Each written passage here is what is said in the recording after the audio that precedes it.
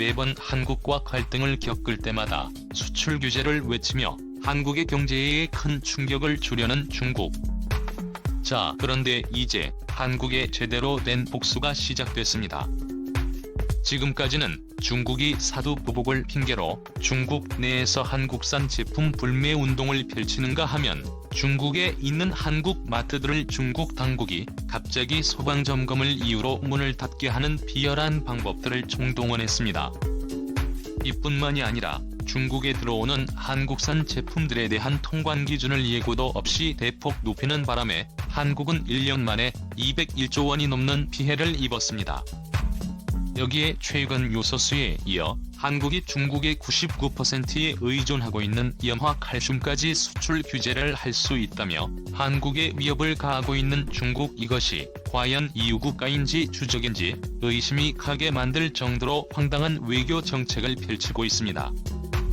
자, 그런데 지금의 한국은 10년 전 중국에 끌려다니며 말로만 깊은 유감을 표한다, 강하게 항의하겠다라고 외치며 아무런 조치도 취할 수 없었던 한국이 아닙니다. 지금의 대한민국은 우리가 상상했던 것보다 너무나 강력했습니다. 국내 한 언론사의 보도에 따르면 이틀 전 청와대가 주요국의 대중국 의존도를 비공개로 파악한 사실이 알려졌습니다. 현재 한국이 중국에 의존하고 있는 품목들을 철저히 조사하는 동시에 미국과 유럽 등 주요국들은 이러한 문제를 어떻게 관리하고 있는지 비교 분석한 것입니다.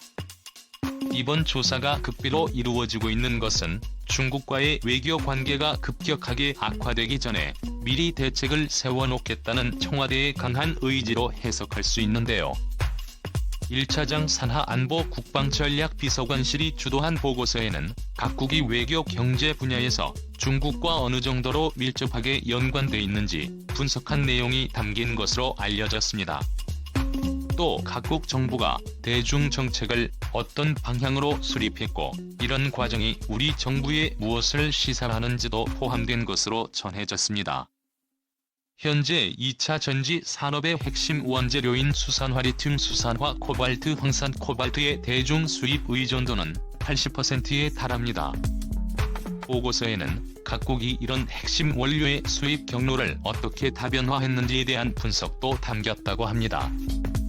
청와대는 국가안보와 이익을 해치고 정책 결정 업무에 영향을 미칠 수 있다며 해당 보고서 내용을 공개하지 않았습니다. 중국을 자극할 수 있다는 우려 때문인데요. 특히 요소수 등 산업 분야를 담당하는 정책실이 아닌 외교를 전담하는 안보실이 연구를 주도한 것은 무역과 경제뿐만 아니라 외교적 측면에서 한국 정부가 앞으로 중국을 대하는 태도에 엄청난 변화가 있으리라는 것을 암시하고 있습니다. 그런데 이렇게 한국이 중국의 보복을 두려워하지 않고 강력한 대책을 추진 중임에도 중국이 아무런 대응도 하지 못하는 데는 이유가 있었습니다. 미국이 G7에서 일본을 빼버리고 한국을 넣을 수도 있다는 폭탄 발표가 나온 데 이어 미국과 대만, 일본으로 구축됐던 반도체 동맹을 미국, 대만, 한국으로 바꿀 수 있다는 충격적인 소식까지 전해졌기 때문입니다. 최근 미국 정부는 시스템 반도체 회사 메거나칩을 인수하려던 중국계 사모펀드를 제지하며 결국 매각을 무산시켰습니다. 미국, 한국, 대만의 반도체 최강 조합을 결성하는 동시에 중국의 그 어떤 역전의 빌미도 주지 않겠다는 강력한 의지로 풀이되고 있는데요. 메그나집은 수개월간 노력했으나 미국 측으로부터 인수합병 승인을 받지 못해 계약을 종료한다라며 한국산업통상자원부에 제출한 합병 관련 승인 신청서도 철회할 예정이라고 설명했습니다. 미국 정부는 중국계 사모펀드의 메거나칩 인수에 대해 국가안보에 위험이 된다라는 명분으로 반대했는데요. 메그나집의 반도체 기술을 중국에 넘어가면 미국 국가안보에 위협이 된다는 것입니다. 메거나칩은 과거 하이닉스 반도체, 현재 SK 하이닉스의 전신에서 분사된 시스템 반도체 기업으로 미국 시티그룹 벤처캐피털이 인수하면서 현재의 이름으로 바뀌었습니다. 메거나칩은 자사 주식 전량을 와이즈로드 캐피털에 1조 5,800억 원 약 104억 달러에 매각하기 위한 계약을 체결했다고 올해 3월 발표한 뒤에 매각 작업을 벌여왔습니다. 매그넘 즙은 한국에서 회사를 운영하지만 뉴욕 증권거래소에 상장돼 있어 미국 CFIUS의 심사를 받아야 했습니다.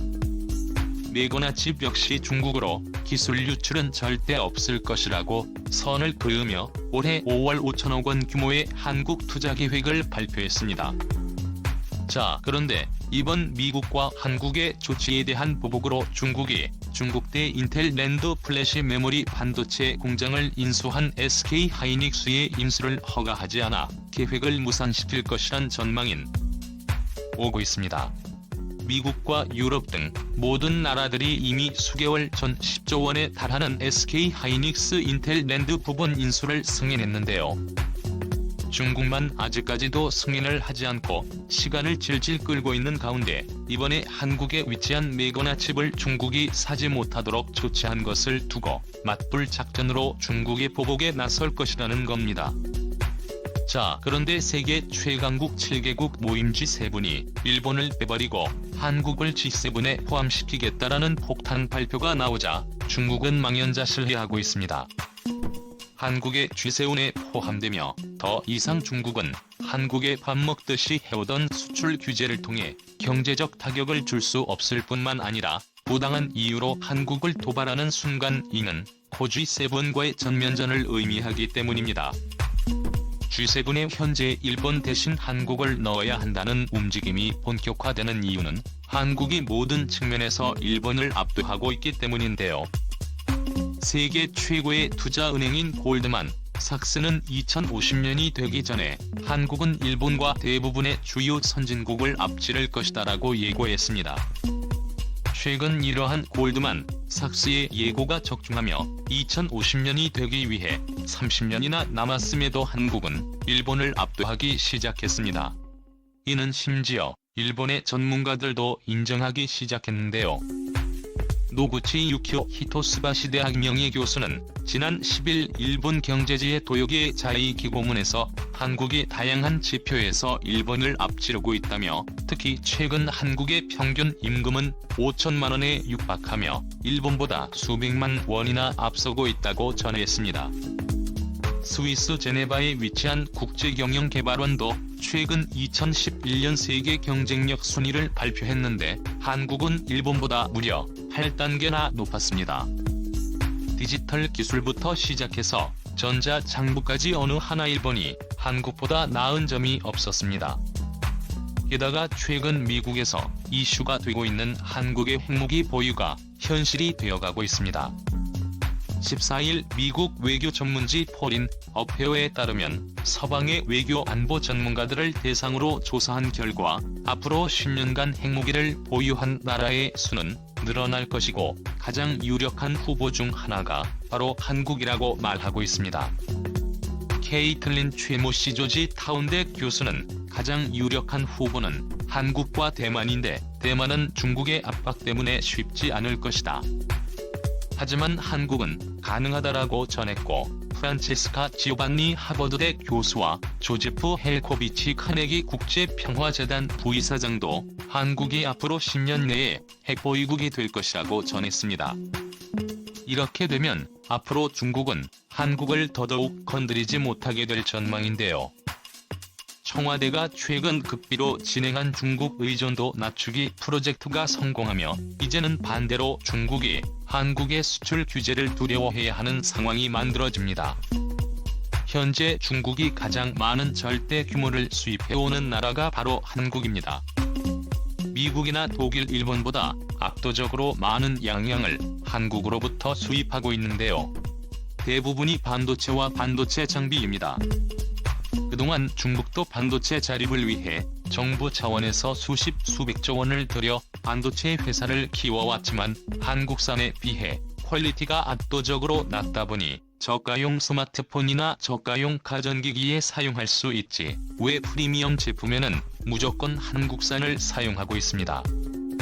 한국을 따라잡겠다고 중국이 출범한 중국 반도체 굵기의 상징이었던 칭화유니그룹도 한국산보다 가격은 높은데 질은 낮은 반도체만 생산하다가 얼마 전 파산했죠.